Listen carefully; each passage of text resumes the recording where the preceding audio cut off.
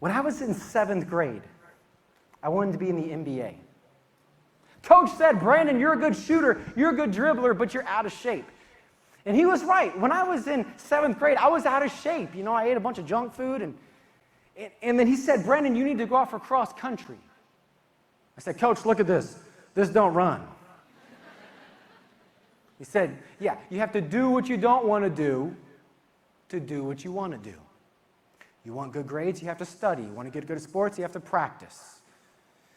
So I went out for cross country. Anybody run cross country? Cross country is a sport where you run, and then you run, and you don't even get a ball. So I went out for cross country, and I was last place every race. Literally last place.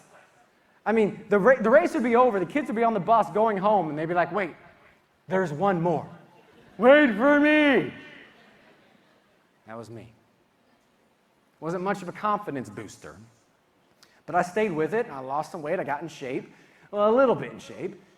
But what I do, that summer, I went right back to the things I was holding on to. I went back to my junk food.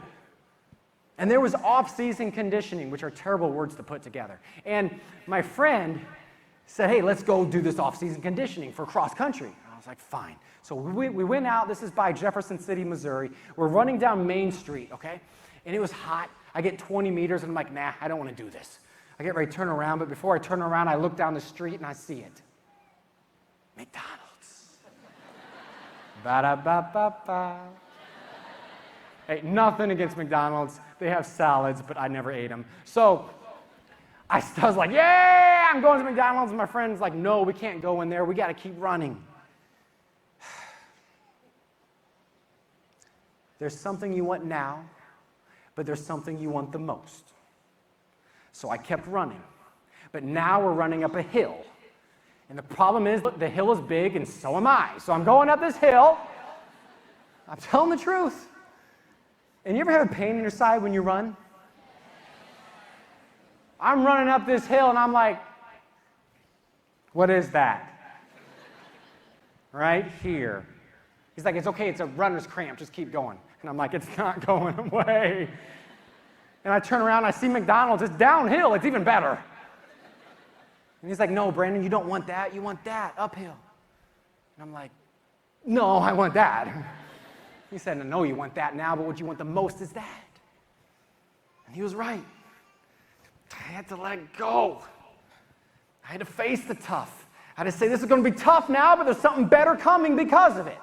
So I went up the hill, and it wasn't pretty. I was making weird noises. But I got up the hill. But a light bulb came on. And I was like, I did it. I did it. This is my advice for everybody. Do hard things because they'll teach you that you can do hard things. The rest of that summer, I was running every day, with or without my friend Brian. I was running down Main Street. I lost all my weight. I showed up to 8th grade. People didn't even recognize me. And on the first meet of the cross-country season, I got first place. Second race, first place. Third race, first place. Fourth race, first place. The teams were like, who is this kid? That was that one kid. Wait for me. What? I went from last to first until the last race of the season. Runners to your mark. Get set. I was fast, but I wasn't good with direction. I start going that way, and everyone's following me. We're running towards like a highway, and the guy's like, no, that way. So we stop, I turn around, but now here's the problem. I didn't go a little bit off course, I went the opposite way. I'm no longer in first place, I'm in last place. But I've been in last place before. The tough can make you tougher.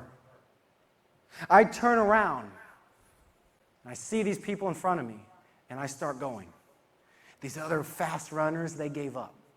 And what true story? I'm passing people one at a time.